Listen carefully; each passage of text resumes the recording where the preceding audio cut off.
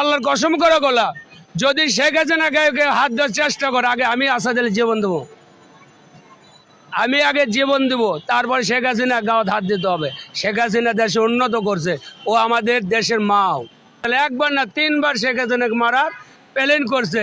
আল্লাহ যদি না মারে, জীবনে কেউ মারতে পারবো না। ছাত্ররা এখন যে অত্যাচার শুরু করছে, এতে আমাকে রিস্কা ড্রাইভার গয় বাস হাতে হারকিন। উপদেষ্টা যারা আছে তারা কি জনগণের সাথে যেতে পারে?